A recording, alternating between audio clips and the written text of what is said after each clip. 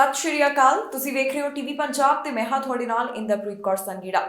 Weekly bulletin ਵਿੱਚ ਤੁਹਾਡਾ ਸਵਾਗਤ ਹੈ, ਜਿੱਥੇ ਗੱਲਬਾਤ ਉਹਨਾਂ ਖਬਰਾਂ ਦੀ ਕਰਾਂਗੇ ਜਿਹੜੀਆਂ ਕੈਨੇਡਾ ਵਿੱਚ ਹਫ਼ਤਾ ਭਰ ਖਾਸ ਰਹੀਆਂ। ਕੈਨੇਡਾ ਵੱਲੋਂ ਭਾਰਤ ਨਾਲ ਉਡਾਨਾਂ ਬੰਦ। ਏਅਰ ਕੈਨੇਡਾ ਨੇ ਲਿਆ ਫੈਸਲਾ। ਇਮੀਗ੍ਰੇਸ਼ਨ ਫੀਸ ਵਿੱਚ ਵਾਧਾ, ਨਵੀਂ ਲਿਸਟ ਹੋਈ ਜਾਰੀ।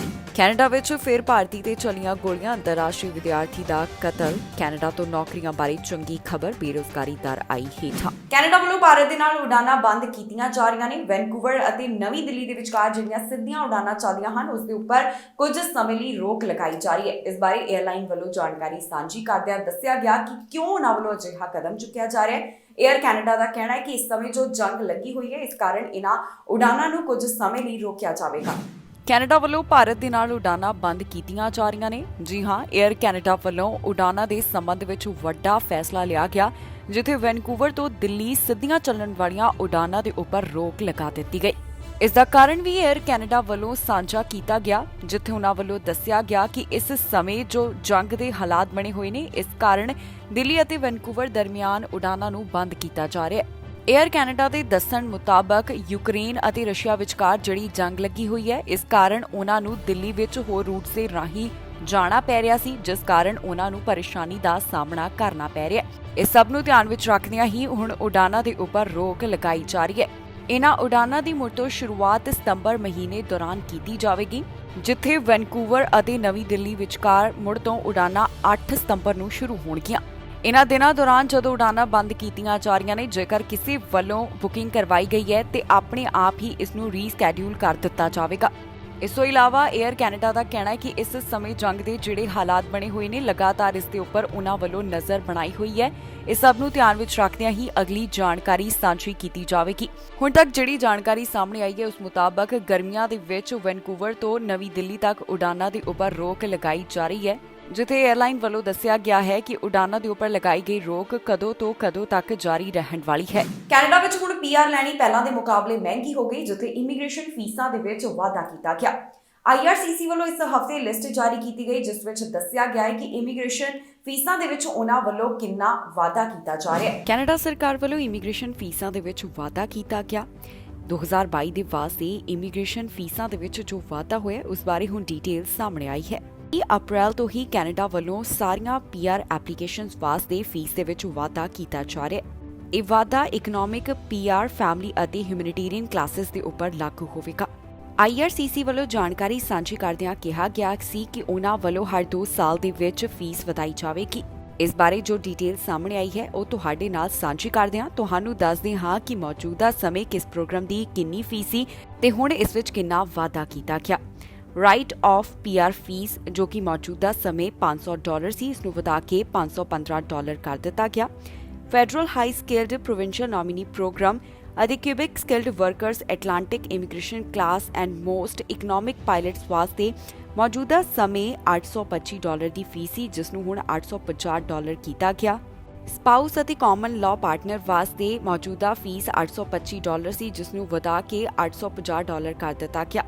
ਡਿਪੈਂਡੈਂਟ ਚਾਈਲਡ ਵਾਸਤੇ $225 ਤੋਂ ਹੁਣ $230 ਕਰ ਦਿੱਤੇ ਗਏ ਨੇ। Live in care giver program care giver pilots ਦੇ ਵਾਸਤੇ ਪ੍ਰਿੰਸੀਪਲ ਐਪਲੀਕੈਂਟਸ ਲਈ $550 ਤੋਂ ਵਧਾ ਕੇ $570। ਸਪਾਊਸ ਤੇ ਕਾਮਨ ਲਾਅ ਪਾਰਟਨਰ ਵਾਸਤੇ $550 ਤੋਂ ਵਧਾ ਕੇ $570। ਡਿਪੈਂਡੈਂਟ ਚਾਈਲਡ ਦੇ ਵਾਸਤੇ $150 ਤੋਂ ਵਧਾ ਕੇ $155 ਫੀਸ ਕਰ ਦਿੱਤੀ ਗਈ ਹੈ। ਬਿਜ਼ਨਸ ਕੈਟੇਗਰੀ ਦੇ ਵਿੱਚ ਪ੍ਰਿੰਸੀਪਲ ਐਪਲੀਕੈਂਟਸ ਲਈ $1,575 ਤੋਂ ਵਧਾ ਕੇ $1,625। ਸਪਾਊਸ ਕਾਮਨ ਲਾਅ ਪਾਰਟਨਰ ਵਾਸਤੇ $825 ਤੋਂ ਵਧਾ ਕੇ $850। ਡਿਪੈਂਡੈਂਟ ਚਾਈਲਡ ਦੇ ਵਾਸਤੇ $225 ਤੋਂ ਵਧਾ ਕੇ $230 ਕਰ ਦਿੱਤੀ ਗਈ। ਫੈਮਿਲੀ ਰੀਯੂਨੀਫਿਕੇਸ਼ਨ, ਜਿਸ ਦੇ ਵਿੱਚ ਅਲੱਗ-ਅਲੱਗ ਫੀਸਸ ਸ਼ਾਮਲ ਨੇ, ਉਹਨਾਂ ਦੀ ਜਾਣਕਾਰੀ ਮੁਤਾਬਕ ਸਪਾਂਸਰਸ਼ਿਪ ਫੀਸ $75 ਤੋਂ $75 ਹੀ ਰਹੇਗੀ। ਸਪਾਂਸਰਡ ਪ੍ਰਿੰਸੀਪਲ ਐਪਲੀਕੈਂਟਸ ਦੇ ਲਈ $475 ਤੋਂ $490। Sponsor dependent child $75। ਅਕੰਪਨਿੰਗ ਸਪਾਊਸ ਔਰ ਕਾਮਨ ਲਾਅ ਪਾਰਟਨਰ $550 ਤੋਂ $570। ਅਕੰਪਨਿੰਗ ਡਿਪੈਂਡੈਂਟ ਚਾਈਲਡ $150 ਤੋਂ $155 ਕਰ ਦਿੱਤੇ ਗਏ ਨੇ।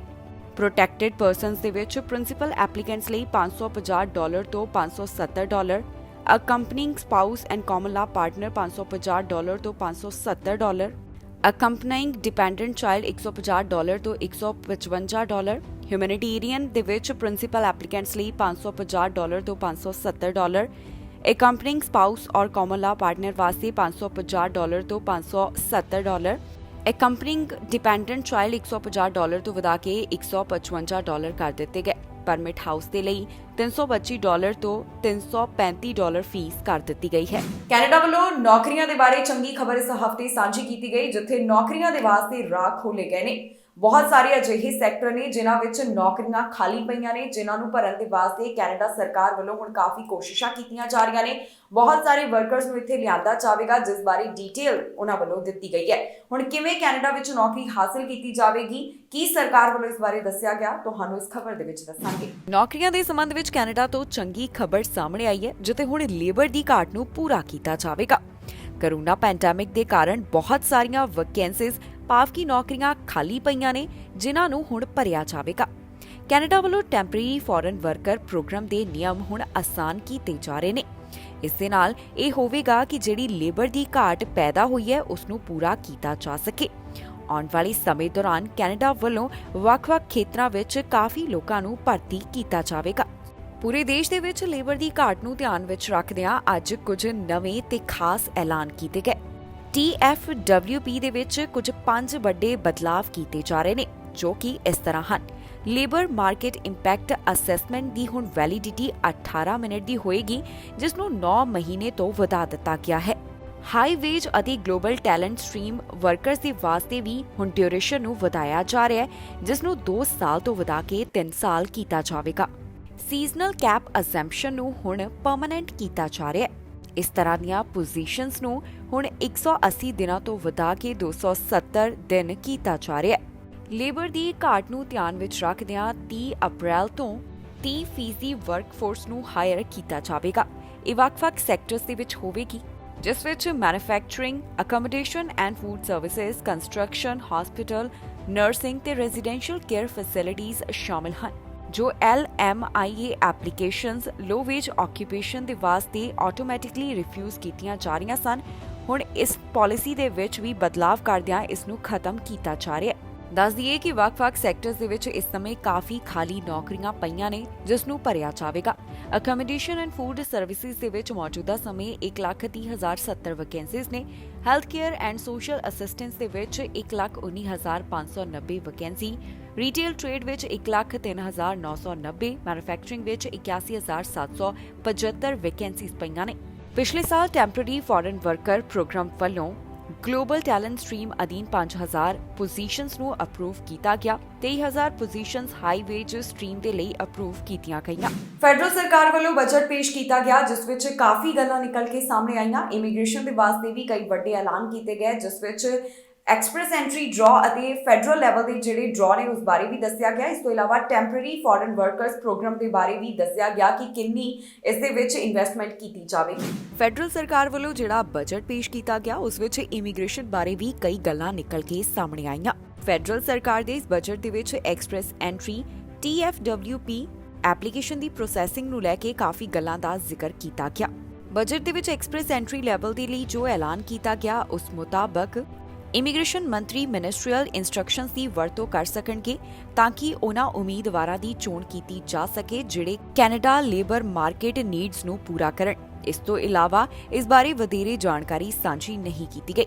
ਬਜਟ ਵਿੱਚ ਇਮੀਗ੍ਰੇਸ਼ਨ ਲੈਵਲਸ ਪਲਾਨ ਦੇ ਲਈ ਵੀ ਐਲਾਨ ਕੀਤਾ ਗਿਆ, ਜਿੱਥੇ ਸਾਲਾਨਾ 4 ਲੱਖ ਤੋਂ ਵੱਧ ਨਵੇਂ PR ਦਾ ਸਵਾਗਤ ਕਰਨ ਵਾਸਤੇ ਸਰਕਾਰ ਵੱਲੋਂ ਅਗਲੇ 5 ਸਾਲਾਂ ਲਈ $2.1 ਬਿਲੀਅਨ ਤੋਂ ਵੱਧ ਦਾ ਵਾਅਦਾ ਕੀਤਾ ਗਿਆ ਹੈ। ਟੈਂਪਰੇਰੀ ਫੋਰਨ ਵਰਕਰਸ ਪ੍ਰੋਗਰਾਮ ਵਾਸਤੇ ਸਰਕਾਰ ਅਗਲੇ 3 ਸਾਲਾਂ ਲਈ $29.3 ਮਿਲੀਅਨ ਇਨਵੈਸਟ ਕਰੇਗੀ। ਇਸ ਨਾਲ ਟਰਸਟਡ ਇੰਪਲਾਇਰ ਮਾਡਲ ਬਣਾਇਆ ਜਾਵੇਗਾ, ਜਿਸ ਬਾਰੇ ਜਲਦ ਹੀ ਬਾਕੀ ਦੀ ਜਾਣਕਾਰੀ ਸਾਂਝੀ ਕੀਤੀ ਜਾਵੇਗੀ। ਇਸ ਤੋਂ ਇਲਾਵਾ ਨਵੇਂ ਸਟ੍ਰੀਮਲਾਈਨਡ TFWP ਜੋ ਕਿ ਐਗਰੀਕਲਚਰ ਅਤੇ ਫਿਸ਼ਿੰਗ ਪ੍ਰੋਸੈਸਿੰਗ ਇੰਪਲਾਇਰਸ ਵਾਸਤੇ ਹੋਵੇਗਾ, ਉਸ ਲਈ ਵੀ ਸਰਕਾਰ ਵੱਲੋਂ $48.2 ਮਿਲੀਅਨ ਇਨਵੈਸਟ ਕਰਨ ਦਾ ਵਾਅਦਾ ਕੀਤਾ ਗਿਆ।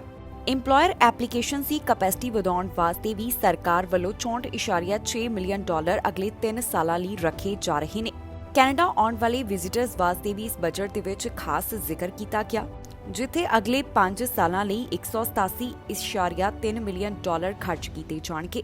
ਇਸ ਦੇ ਨਾਲ ਹੀ $37.2 ਮਿਲੀਅਨ ਟੈਕਨੋਲੋਜੀ ਅਤੇ ਹੋਰ ਚੀਜ਼ਾਂ ਦੇ ਸੁਧਾਰ ਵਾਸਤੇ ਸਪੈਂਡ ਕੀਤੇ ਜਾਣਗੇ। ਓਨਟਾਰੀਓ ਦੇ ਵਿੱਚ ਹੋਣ ਵਾਲੀਆਂ ਚੋਣਾਂ ਤੋਂ ਪਹਿਲਾਂ ਕਈ ਤਰ੍ਹਾਂ ਦੇ ਵਾਅਦੇ ਓਨਟਾਰੀਓ ਵਾਸੀਆਂ ਨਾਲ ਕੀਤੇ ਜਾ ਰਹੇ ਨੇ। ਹੁਣ ਕੰਜ਼ਰਵੇਟਿਵ ਪ੍ਰੋਗਰੈਸਿਵ ਪਾਰਟੀ ਵੱਲੋਂ ਕਿਹਾ ਜਾ ਰਿਹਾ ਹੈ ਕਿ ਜੇਕਰ ਉਹ ਸੱਤਾ ਦੇ ਵਿੱਚ ਆਉਂਦੇ ਨੇ ਤਾਂ ਉਹਨਾਂ ਵੱਲੋਂ ਮਿਨੀਮਮ ਵੇਜ ਵਿੱਚ ਵਾਧਾ ਕੀਤਾ ਜਾਏਗਾ। ਇਹ ਵਾਧਾ ਉਹਨਾਂ ਵੱਲੋਂ 50 ਸੈਂਟ ਕਰਨ ਦੇ ਬਾਰੇ ਕਿਹਾ ਗਿਆ ਹੈ। ਜੇਕਰ ਓਨਟਾਰੀਓ ਪ੍ਰੋਗਰੈਸਿਵ ਕੰਜ਼ਰਵੇਟਿਵ ਸੱਤਾ ਦੇ ਵਿੱਚ ਆਉਂਦੇ ਨੇ ਤਾਂ ਉਹਨਾਂ ਵੱਲੋਂ ਮਿਨੀਮਮ ਵੇਜ ਵਿੱਚ ਵਾਧਾ ਕੀਤਾ ਜਾਵੇਗਾ। ਜੀ ਹਾਂ, ਓਨਟਾਰੀਓ 'ਚ ਹੋਣ ਵਾਲੀਆਂ ਚੋਣਾਂ ਤੋਂ ਪਹਿਲਾਂ ਓਨਟਾਰੀਓ ਪ੍ਰੋਗਰੈਸਿਵ ਕੰਜ਼ਰਵੇਟਿਵ ਵੱਲੋਂ ਓਨਟਾਰੀਓ ਵਾਸੀਆਂ ਨਾਲ ਵਾਅਦਾ ਕੀਤਾ ਗਿਆ ਕਿ ਜੇਕਰ ਉਹ ਜੂਨ ਮਹੀਨੇ ਦੁਬਾਰਾ ਚੁਣੇ ਗਏ ਤਾਂ ਉਹਨਾਂ ਵੱਲੋਂ ਮਿਨੀਮਮ ਵੇਜ ਵਿੱਚ 50 ਸੈਂਟਸ ਦਾ ਵਾਧਾ ਕੀਤਾ ਜਾਵੇਗਾ। ਇਸ ਬਾਰੇ ਮਿਨਿਸਟਰ ਆਫ ਲੇਬਰ ਵੱਲੋਂ ਐਲਾਨ ਕੀਤਾ ਗਿਆ। ਉਹਨਾਂ ਦਾ ਕਹਿਣਾ ਹੈ ਕਿ ਸੱਤਾ ਵਿੱਚ ਮੁੜ ਤੋਂ ਆਉਣ ਤੋਂ ਬਾਅਦ ਮਿਨੀਮਮ ਵੇਜ ਵਿੱਚ ਹਰ ਫਾਲ ਦੇ ਵਿੱਚ ਵਾਧਾ ਕੀਤਾ ਜਾਵੇਗਾ। ਜੇਕਰ ਅਜਿਹਾ ਹੋਇਆ ਤਾਂ ਓਨਟਾਰੀਓ ਦੀ ਮਿਨੀਮਮ ਵੇਜ $15.50 ਪ੍ਰਤੀ ਘੰਟੇ ਦੇ ਹਿਸਾਬ ਨਾਲ ਹੋ ਜਾਵੇਗੀ। ਦੱਸ ਦਈਏ ਕਿ ਜਨਵਰੀ ਮਹੀਨੇ ਮਿਨੀਮਮ ਵੇਜ ਜੋ ਕਿ $14.35 ਪ੍ਰਤੀ ਘੰਟਾ ਸੀ ਉਸ ਨੂੰ ਵਧਾ ਕੇ $15 ਪ੍ਰਤੀ ਘੰਟਾ ਕਰ ਦਿੱਤਾ ਗਿਆ। ਇਸ ਤੋਂ ਪਹਿਲਾਂ ਮਿਨੀਮਮ ਵੇਜ ਵਿੱਚ ਅਕਤੂਬਰ 2021 ਦੌਰਾਨ ਵਾਧਾ ਕੀਤਾ ਗਿਆ ਸੀ ਜੋ ਕਿ $14.25 ਤੋਂ ਵਧਾ ਕੇ $14.35 ਕੀਤੀ ਗਈ। ਹੁਣ ਇਸ ਬਾਰੇ ਲੇਬਰ ਮੰਤਰੀ ਵੱਲੋਂ ਹੋਰ ਕੀ ਐਲਾਨ ਕੀਤਾ ਗਿਆ, ਆਓ ਤੁਹਾਨੂੰ ਸੁਣਾਉਂਦੇ ਹਾਂ। What we're going to do, every April is announced what the minimum wage increase will be for workers in October. It'll be based on inflation in Ontario. But for workers out there, they can know under Premier Ford that the minimum wage is going to go up every October. And again, it's important that we build back a better Ontario for all workers, rebalance those scales. That's why we continue to ensure that we're bringing in more opportunities for workers so they get more paychecks, bigger paychecks, and more opportunities and more workplace protections. Ontario ਸੂਬੇ ਤੋਂ $300 million ਦੀ ਮਦਦ ਦੇ ਬਾਰੇ ਜਾਣਕਾਰੀ ਸਾਹਮਣੇ ਆਈ, ਜਿਸ ਨਾਲ Ukraine ਤੋਂ ਆਉਣ ਵਾਲੇ ਰਿਫਿਊਜੀਆਂ ਦੀ ਮਦਦ ਕੀਤੀ ਜਾਏਗੀ। ਇਸ ਹਫ਼ਤੇ ਪ੍ਰੀਮੀਅਰ ਡਗਫੋਰਡ ਵੱਲੋਂ ਦੱਸਿਆ ਗਿਆ ਕਿ ਕਿਵੇਂ ਯੂਕਰੇਨ ਤੋਂ ਆਉਣ ਵਾਲੇ ਲੋਕ ਇਸ ਸੂਬੇ ਦੇ ਵਿੱਚ ਨੌਕਰੀ ਹਾਸਲ ਕਰ ਸਕਦੇ ਨੇ। ਓਨਟਾਰੀਓ ਵੱਲੋਂ ਯੂਕਰੇਨ ਤੋਂ ਆਉਣ ਵਾਲੇ ਰਿਫਿਊਜੀਆਂ ਦੀ ਮਦਦ ਵਾਸਤੇ ਅੱਜ ਵੱਡੀ ਜਾਣਕਾਰੀ ਸਾਂਝੀ ਕੀਤੀ ਗਈ, ਜਿੱਥੇ $300 ਮਿਲੀਅਨ ਦੀ ਸਪੋਰਟ ਦੇ ਬਾਰੇ ਪ੍ਰੀਮੀਅਰ ਡਗਫੋਰਡ ਵੱਲੋਂ ਐਲਾਨ ਕੀਤਾ ਗਿਆ। ਹੁਣ ਜਿਹੜੇ ਵੀ ਯੂਕਰੇਨ ਰਿਫਿਊਜੀ ਇੱਥੇ ਸੂਬੇ ਦੇ ਵਿੱਚ ਆਉਣਗੇ ਉਹਨਾਂ ਨੂੰ ਨੌਕਰੀ ਕਿਵੇਂ ਹਾਸਲ ਹੋਏਗੀ, ਇਸ ਬਾਰੇ ਪ੍ਰੋਵਿੰਸ ਤੋਂ ਜਾਣਕਾਰੀ ਸਾਹਮਣੇ ਆਈ ਹੈ। ਇਸ ਵਾਸਤੇ ਨੰਬਰ ਜਾਰੀ ਕੀਤਾ ਗਿਆ ਜਿਸ ਨਾਲ ਯੂਕਰੇਨ ਤੋਂ ਆਉਣ ਵਾਲੇ ਲੋਕ ਸਿੱਧੇ ਤੌਰ ਤੇ ਉੱਪਰ ਇੰਪਲੋਇਰ ਨਾਲ ਸੰਪਰਕ ਕਰ ਸਕਣਗੇ। ਇੱਕ ਨਿਊਜ਼ ਰਿਲੀਜ਼ ਦੇ ਰਾਹੀਂ ਜਾਣਕਾਰੀ ਸਾਂਝੀ ਕਰਦਿਆਂ ਹੌਟਲਾਈਨ ਨੰਬਰ ਜਾਰੀ ਕੀਤਾ ਗਿਆ, ਜਿੱਥੇ 188856247669 ਦੇ ਉੱਪਰ ਜਾਂ ਫਿਰ ukrainianjobs@ontario.ca ਦੇ ਉੱਪਰ ਸੰਪਰਕ ਕਰਕੇ ਨੌਕਰੀ ਹਾਸਲ ਕੀਤੀ ਜਾ ਸਕਦੀ ਹੈ। ਸੂਬੇ ਤੋਂ ਹੁਣ ਇਸ ਬਾਰੇ ਹੋਰ ਕੀ ਡਿਟੇਲ ਸਾਹਮਣੇ ਆਈ ਹੈ, ਆਓ ਤੁਹਾਨੂੰ ਸੁਣਾਉਂਦੇ ਹਾਂ। People of Ukraine have been under attack by the full force of the Russian army. And while we admire the spirit of Ukrainians and the incredible defense they're mounting, we also know that a humanitarian disaster is underway. That's why our government and our federal partners are moving with no delay to get Ukrainian families out of danger zones and into Ontario through an emergency travel authorization. The people of Ukraine will always be welcome here, especially at a time when our government is facing historic labor shortages. Ukrainian applicants to Ontario's immigration nominee program are now receiving priority processing. We're also launching a dedicated hotline and email address to connect Ukrainian newcomers with local employers to help find them a job. The number is 1-888-562-4769. I'll repeat that. It's 1-888-562-4769, and the email is ukrainianjobs@ontario.ca. Federal ਸਰਕਾਰ ਵੱਲੋਂ ਆਪਣਾ budget ਪੇਸ਼ ਕੀਤਾ ਗਿਆ ਤਾਂ ਵਿਰੋਧੀਆਂ ਵੱਲੋਂ ਇਸ ਦੇ ਉੱਪਰ ਨਿਸ਼ਾਨੇ ਸਾਧੇ ਗਏ। ਕੰਜ਼ਰਵੇਟਿਵ ਪਾਰਟੀ ਦੀ ਇੰਟਰਿਮ ਲੀਡਰ ਵੱਲੋਂ ਵੀ ਇਸ ਦੇ ਉੱਪਰ ਟਿੱਪਣੀ ਕੀਤੀ ਗਈ, ਜਿੱਥੇ ਉਹਨਾਂ ਨੇ ਫੈਡਰਲ ਬਜਟ ਦੀ ਨਿਖੇਧੀ ਕੀਤੀ ਤੇ ਦੂਜੇ ਪਾਸੇ ਜਗਮੀਤ ਸਿੰਘ ਦਾ ਵੀ ਬਿਆਨ ਸਾਹਮਣੇ ਆਇਆ। ਬਹੁਤ ਸਾਰੀਆਂ ਜਿਹੜੀਆਂ ਚੀਜ਼ਾਂ ਬਜਟ ਦੇ ਵਿੱਚ ਸ਼ਾਮਿਲ ਕੀਤੀਆਂ ਗਈਆਂ, ਇਸ ਵਾਸਤੇ ਉਹ ਆਪਣੀ ਪਾਰਟੀ ਨੂੰ ਸਿਹਰਾ ਦਿੰਦੇ ਹੋਏ ਦਿਖਾਈ ਦਿੱਤੇ। ਫੈਡਰਲ ਸਰਕਾਰ ਵੱਲੋਂ ਕੱਲ੍ਹ ਆਪਣਾ ਬਜਟ ਪੇਸ਼ ਕੀਤਾ ਗਿਆ, ਜਿਸ ਤੋਂ ਬਾਅਦ ਕੰਜ਼ਰਵੇਟਿਵ ਪਾਰਟੀ ਅਤੇ ਬਲਾਕ ਕਿਊਬਿਕ ਵੱਲੋਂ ਇਸ ਸੰਬੰਧੀ ਟਿੱਪਣੀ ਕੀਤੀ ਗਈ। ਇਹਨਾਂ ਦੋਹਾਂ ਪਾਰਟੀਆਂ ਵੱਲੋਂ ਫੈਡਰਲ ਬਜਟ ਦੀ ਨਿਖੇਧੀ ਕੀਤੀ ਗਈ ਹੈ। ਇਸ ਤੋਂ ਇਲਾਵਾ ਐਨਡੀਪੀ ਪਾਰਟੀ ਦੇ ਲੀਡਰ ਜਗਮੀਤ ਸਿੰਘ ਵੱਲੋਂ ਵੀ ਇਸ ਬਾਰੇ ਆਪਣੇ ਵਿਚਾਰ ਦੱਸੇ ਗਏ। ਇਸ ਬਜਟ ਦੇ ਸੰਬੰਧ ਵਿੱਚ ਟਿੱਪਣੀ ਕਰਦਿਆਂ ਕੰਜ਼ਰਵੇਟਿਵ ਪਾਰਟੀ ਦੀ ਇੰਟਰਿਮ ਲੀਡਰ ਵੱਲੋਂ ਕਿਹਾ ਗਿਆ ਕਿ ਇਹ ਨਵਾਂ ਫੈਡਰਲ ਬਜਟ ਜ਼ਮੀਨੀ ਹਕੀਕਤਾਂ ਤੋਂ ਕਾਫੀ ਦੂਰ ਹੈ। ਉਨ੍ਹਾਂ ਵੱਲੋਂ ਇਸ ਨੂੰ ਐਨਡੀਪੀ ਦੀ ਵਿਚਾਰਧਾਰਾ ਤੋਂ ਬੁਰੀ ਤਰ੍ਹਾਂ ਪ੍ਰਭਾਵਿਤ ਦੱਸਿਆ ਗਿਆ। ਇੰਟਰਿਮ ਲੀਡਰ ਨੇ ਕਿਹਾ ਕਿ ਸਾਡੇ ਵੱਲੋਂ ਉਮੀਦ ਕੀਤੀ ਜਾ ਰਹੀ ਸੀ ਕਿ ਇਸ ਵਿੱਚ ਕੁਝ ਅਜਿਹਾ ਹੋਵੇ ਤਾਂ ਕਿ ਮਹਿੰਗਾਈ ਦੇ ਉੱਪਰ ਕਾਬੂ ਪਾਇਆ ਜਾਵੇ, ਪਰ ਇਸ ਨੂੰ ਉਨ੍ਹਾਂ ਵੱਲੋਂ ਇੱਕ ਗੈਰ ਜ਼ਿੰਮੇਵਾਰ ਬਜਟ ਦੱਸਿਆ ਗਿਆ। ਉਨ੍ਹਾਂ ਕਿਹਾ ਲਿਬਰਲ ਪਾਰਟੀ ਦੀ ਯੋਜਨਾ ਕਾਫੀ ਹੌਲੀ ਹੈ। ਇਸ ਨਾਲ ਇਸ ਸਾਲ ਕਿਸੇ ਵੀ ਕੈਨੇਡੀਅਨ ਨੂੰ ਨਵਾਂ ਘਰ ਖਰੀਦਣ ਦੇ ਵਿੱਚ ਮਦਦ ਨਹੀਂ ਹੋਵੇਗੀ। ਇਸ ਮੌਕੇ ਉਨ੍ਹਾਂ ਨੇ ਹੋਰ ਕੀ ਕਿਹਾ, ਆਓ ਤੁਹਾਨੂੰ ਸੁਣਾਉਂਦੇ ਹਾਂ। What did we see and what are we seeing in this NDP Liberal budget? Well, we are seeing out of control spending, no plan for long-term growth or productivity. We are seeing taxes go up, which in the end, Canadians, everyday Canadians, will be paying for. And we're seeing a housing program announced, as in typical Liberal fashion, that will actually result in not one house built or one house purchased this year. It is an irresponsible budget. It is a typical classic NDP spend and tax budget. NDP party ਦੇ leader Jagmeet Singh ਵੱਲੋਂ ਵੀ budget ਦੇ ਸੰਬੰਧ ਵਿੱਚ ਟਿੱਪਣੀ ਕੀਤੀ ਗਈ। ਇਸ budget ਦੇ ਬਾਰੇ ਬੋਲਦਿਆਂ ਜਗਮੀਤ ਸਿੰਘ ਵੱਲੋਂ ਬਜਟ ਨੂੰ ਸਪੋਰਟ ਕੀਤਾ ਗਿਆ ਤੇ ਨਾਲ ਹੀ ਉਨ੍ਹਾਂ ਵੱਲੋਂ ਕੁਝ ਹੋਰ ਗੱਲਾਂ ਵੀ ਕਹੀਆਂ ਗਈਆਂ। ਇਸ ਬਜਟ ਦੇ ਵਿੱਚ ਜਿਹੜੀਆਂ ਕੁਝ ਗੱਲਾਂ ਦਾ ਜ਼ਿਕਰ ਕੀਤਾ ਗਿਆ, ਇਸ ਵਾਸਤੇ ਉਨ੍ਹਾਂ ਨੇ ਆਪਣੀ ਪਾਰਟੀ ਨੂੰ ਕ੍ਰੈਡਿਟ ਦਿੱਤਾ। ਉਨ੍ਹਾਂ ਕਿਹਾ ਕਿ ਬਜਟ ਦੇ ਵਿੱਚ ਜਿਸ ਡੈਂਟਲ ਪ੍ਰੋਗਰਾਮ ਦੀ ਗੱਲ ਕੀਤੀ ਗਈ ਹੈ, ਇਹ ਐਨਡੀਪੀ ਪਾਰਟੀ ਦੇ ਪ੍ਰਭਾਵ ਦਾ ਨਤੀਜਾ ਹੈ। ਇਸ ਮੌਕੇ ਉਨ੍ਹਾਂ ਨੇ ਕੀ ਕਿਹਾ, ਆਓ ਤੁਹਾਨੂੰ ਸੁਣਾਉਂਦੇ ਹਾਂ। We've used our power, and in this budget we've delivered on dental care, starting with children under 12. I'm proud of that. We know that so many Canadians don't have coverage and haven't taken care of their teeth. And when we spoke to a number of people, we've heard their stories and how this would be life-changing for them. We also know that people are struggling with the cost of living, particularly with housing. So another priority of ours in the agreement, we used our power to get more help to Canadians to find a home that they can afford. And we see that reflected in the budget with concrete steps that would not have been there but for the fact that we forced the government to deliver and we used our power to get people this help. We still have critiques and criticisms. We're concerned, deeply concerned about the approach on the environment, particularly the carbon capture, which there's lots of concerns around whether that is effective or not. But the idea of giving more subsidies to fossil fuel companies that are profitable is the wrong approach. We should use public dollars to invest in workers and in just transition, real jobs for workers, as well as investing in clean energy. And that's not there. ਇਸ ਹਫ਼ਤੇ British Columbia ਦੇ premier John ਹਾਰਗਨ ਵੱਲੋਂ ਜਾਣਕਾਰੀ ਦਿੱਤੀ ਗਈ ਕਿ ਉਹ corona virus ਦੀ ਲਪੇਟ ਵਿੱਚ ਆ ਗਏ ਨੇ। ਉਹਨਾਂ ਵੱਲੋਂ ਘਰ ਤੋਂ ਹੀ ਕੰਮ ਜਾਰੀ ਰੱਖਣ ਦੇ ਬਾਰੇ ਦੱਸਿਆ ਗਿਆ ਸੀ। ਦੱਸ ਦਈਏ ਕਿ ਹਾਲ ਹੀ ਵਿੱਚ ਉਹਨਾਂ ਵੱਲੋਂ ਕੈਂਸਰ ਦਾ ਇਲਾਜ ਖਤਮ ਕੀਤਾ ਗਿਆ ਤੇ ਬਾਅਦ ਦੇ ਵਿੱਚ ਹੁਣ ਉਹ ਕੋਰੋਨਾ ਵਾਇਰਸ ਦੀ ਲਪੇਟ ਵਿੱਚ ਆ ਗਏ। ਕੈਂਸਰ ਦਾ ਇਲਾਜ ਖਤਮ ਕਰਨ ਤੋਂ ਬਾਅਦ ਪ੍ਰੀਮੀਅਰ ਜੌਨ ਹਾਰਗਨ ਹੁਣ ਕੋਰੋਨਾ ਵਾਇਰਸ ਦੀ ਲਪੇਟ ਵਿੱਚ ਆ ਗਏ ਨੇ। ਜੀ ਹਾਂ, ਬ੍ਰਿਟਿਸ਼ ਕੋਲੰਬੀਆ ਦੇ ਪ੍ਰੀਮੀਅਰ ਜੌਨ ਹਾਰਗਨ ਵੱਲੋਂ ਖੁਦ ਜਾਣਕਾਰੀ ਸਾਂਝੀ ਕਰਦਿਆਂ ਦੱਸਿਆ ਗਿਆ ਕਿ ਉਹ ਕੋਰੋਨਾ ਵਾਇਰਸ ਨਾਲ ਪੋਜ਼ਿਟਿਵ ਪਾਏ ਗਏ ਨੇ। ਦੱਸ ਦਈਏ ਕਿ ਇਸ ਤੋਂ ਪਹਿਲਾਂ ਉਹ ਕੈਂਸਰ ਦਾ ਸ਼ਿਕਾਰ ਹੋ ਚੁੱਕੇ ਹਨ, ਜਿਸ ਤੋਂ ਬਾਅਦ ਹੁਣ ਉਹਨਾਂ ਨੇ ਤਾਜ਼ਾ ਜਾਣਕਾਰੀ ਸਾਂਝੀ ਕਰਦਿਆਂ ਦੱਸਿਆ ਕਿ ਉਹ ਕੋਰੋਨਾ ਵਾਇਰਸ ਦੀ ਲਪੇਟ ਵਿੱਚ ਆ ਗਏ ਨੇ। ਪ੍ਰੀਮੀਅਰ ਦਾ ਕਹਿਣਾ ਹੈ ਕਿ ਉਹਨਾਂ ਨੂੰ ਹਲਕੇ ਲੱਛਣ ਹਨ ਤੇ ਉਹਨਾਂ ਵੱਲੋਂ ਕੋਵਿਡ-19 ਵੈਕਸੀਨ ਦੇ ਦੋਨੋਂ ਸ਼ਾਟਸ ਲਗਵਾਏ ਜਾ ਚੁੱਕੇ ਨੇ। ਕੋਵਿਡ ਪੋਜ਼ਿਟਿਵ ਪਾਏ ਜਾਣ ਦੀ ਜਾਣਕਾਰੀ ਉਹਨਾਂ ਵੱਲੋਂ ਖੁਦ ਟਵਿੱਟਰ ਦੇ ਉੱਪਰ ਸਾਂਝੀ ਕੀਤੀ ਗਈ, ਜਿਸ ਵਿੱਚ ਉਹਨਾਂ ਲਿਖਿਆ ਕਿ ਮੈਂ ਪਬਲਿਕ ਹੈਲਥ ਗਾਈਡੈਂਸ ਦੀ ਪਾਲਣਾ ਕਰ ਰਿਹਾ ਹਾਂ। ਮੈਂ ਖੁਦ ਨੂੰ ਆਈਸੋਲੇਟ ਕਰ ਲਿਆ ਹੈ ਤੇ ਮੈਂ ਘਰ ਤੋਂ ਹੀ ਆਪਣਾ ਕੰਮ ਜਾਰੀ ਰੱਖਾਂਗਾ। ਇਹ ਉਦੋਂ ਤੱਕ ਜਾਰੀ ਰੱਖਿਆ ਜਾਵੇਗਾ ਜਦੋਂ ਤੱਕ ਮੈਂ ਪੂਰੀ ਤਰ੍ਹਾਂ ਠੀਕ ਨਹੀਂ ਹੋ ਜਾਂਦਾ। ਦੱਸ ਦਈਏ ਕਿ ਹਾਲ ਹੀ ਵਿੱਚ ਉਹਨਾਂ ਵੱਲੋਂ ਗਲੇ ਦੀ ਕੈਂਸਰ ਦਾ ਇਲਾਜ ਖਤਮ ਕੀਤਾ ਗਿਆ। ਪ੍ਰੀਮੀਅਰ ਜੌਨ ਹਾਰਗਨ ਦੀ ਇਸ ਸੰਬੰਧ ਵਿੱਚ ਸਰਜਰੀ ਵੀ ਹੋਈ, ਜਿਸ ਤੋਂ ਬਾਅਦ ਉਹਨਾਂ ਦਾ ਇਮਿਊਨ ਸਿਸਟਮ ਕਮਜ਼ੋਰ ਹੋ ਗਿਆ, ਜਿਸ ਦੀ ਜਾਣਕਾਰੀ ਉਹਨਾਂ ਵੱਲੋਂ ਖੁਦ ਸਾਂਝੀ ਕਰਦਿਆਂ ਦੱਸਿਆ ਗਿਆ ਕਿ ਉਹ ਕੋਵਿਡ ਪੋਜ਼ਿਟਿਵ ਪਾਏ ਗਏ ਨੇ। ਕੈਨੇਡਾ ਤੋਂ ਅੰਤਰਰਾਸ਼ਟਰੀ ਵਿਦਿਆਰਥੀ ਦੇ ਕਤਲ ਦਾ ਮਾਮਲਾ ਸਾਹਮਣੇ ਆਇਆ, ਜਿੱਥੇ ਸਬਵੇ ਸਟੇਸ਼ਨ ਦੇ ਬਾਹਰ ਗੋਲੀਆਂ ਮਾਰ ਕੇ ਇਸ ਨੂੰ ਨਿਸ਼ਾਨਾ ਬਣਾਇਆ ਗਿਆ। ਇਸ ਅੰਤਰਰਾਸ਼ਟਰੀ ਵਿਦਿਆਰਥੀ ਦੀ ਮੌਤ ਹੋ ਚੁੱਕੀ ਹੈ, ਜਿਸ ਦਾ ਨਾਮ ਕਾਰਤਿਕ ਦੇ ਤੌਰ ਤੇ ਉੱਪਰ ਦੱਸਿਆ ਗਿਆ। ਹਾਲ ਹੀ ਵਿੱਚ ਇਹ ਭਾਰਤ ਤੋਂ ਕੈਨੇਡਾ ਗਿਆ ਸੀ।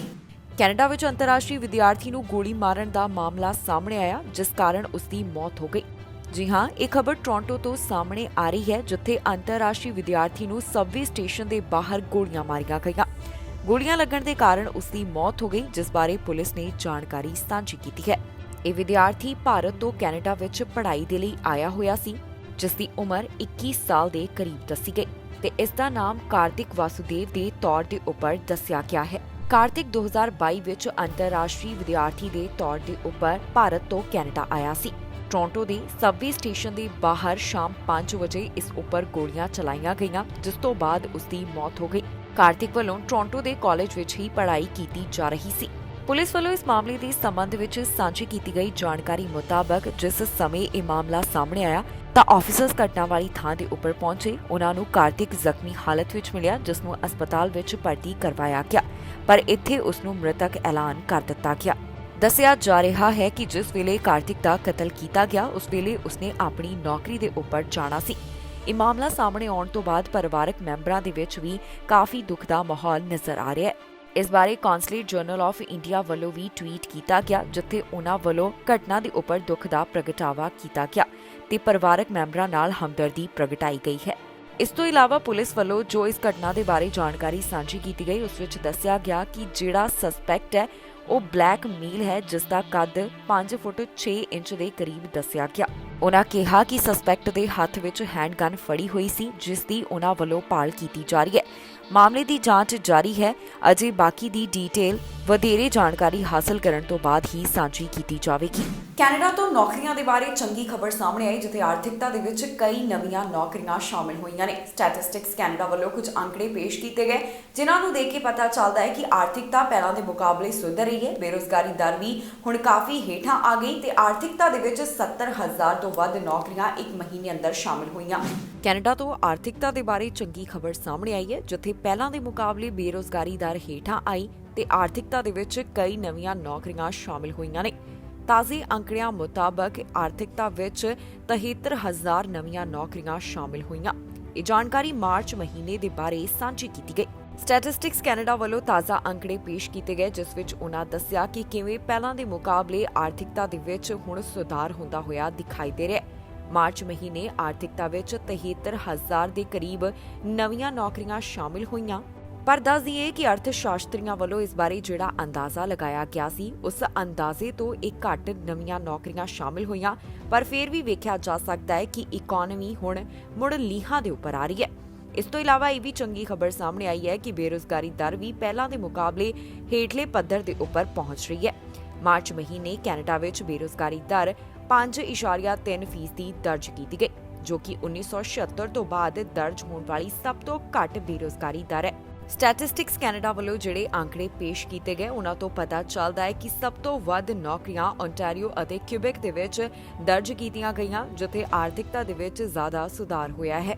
ਮੌਜੂਦਾ ਬੇਰੁਜ਼ਗਾਰੀ ਦਰ ਪੈਂਡੈਮਿਕ ਤੋਂ ਪਹਿਲਾਂ ਦੇ ਪੱਧਰ ਨਾਲੋਂ ਹੇਠਾਂ ਪਹੁੰਚ ਗਈ ਹੈ। ਮਈ 2019 ਵਿੱਚ ਬੇਰੁਜ਼ਗਾਰੀ ਦਰ 5.4% ਦਰਜ ਕੀਤੀ ਗਈ ਸੀ ਤੇ ਫਰਵਰੀ ਵਿੱਚ ਬੇਰੁਜ਼ਗਾਰੀ ਦਰ 5.3% ਰਹੀ। ਇਸ ਦੇ ਨਾਲ ਹੀ ਜਾਂਦੇ ਇੱਕ ਵਾਰ ਫਿਰ ਤੋਂ ਨਜ਼ਰ ਮਾਰਦੇ ਹਾਂ ਹੈਡਲਾਈਨਸ ਤੇ। ਕੈਨੇਡਾ ਵੱਲੋਂ ਭਾਰਤ ਨਾਲ ਉਡਾਨਾਂ ਬੰਦ, ਏਅਰ ਕੈਨੇਡਾ ਨੇ ਲਿਆ ਫੈਸਲਾ। ਇਮੀਗ੍ਰੇਸ਼ਨ ਫੀਸ ਵਿੱਚ ਵਾਧਾ, ਨਵੀਂ ਲਿਸਟ ਹੋਈ ਜਾਰੀ। ਕੈਨੇਡਾ ਵਿੱਚ ਫਿਰ ਭਾਰਤੀ ਤੇ ਚੱਲੀਆਂ ਗੋਲੀਆਂ, ਅੰਤਰਰਾਸ਼ਟਰੀ ਵਿਦਿਆਰਥੀ ਦਾ ਕਤਲ। ਕੈਨੇਡਾ ਤੋਂ ਨੌਕਰੀਆਂ ਬਾਰੇ ਚੰਗੀ ਖਬਰ, ਬੇਰੁਜ਼ਗਾਰੀ ਦਰ ਆਈ ਹੇਠਾਂ। ਖਬਰਾਂ ਦੇ ਇਸ ਬੁਲੇਟਿਨ ਵਿੱਚ ਇੰਨਾ ਹੀ। ਫਿਲਹਾਲ ਮੈਨੂੰ ਦਪ੍ਰੀਤ ਕੌਰ ਸੰਗੇੜਾ ਨੂੰ ਦਿਓ ਇਜਾਜ਼ਤ ਤੇ ਤੁਸੀਂ ਵੇਖਦੇ ਰਹੋ ਟੀਵੀ ਪੰਜਾਬ।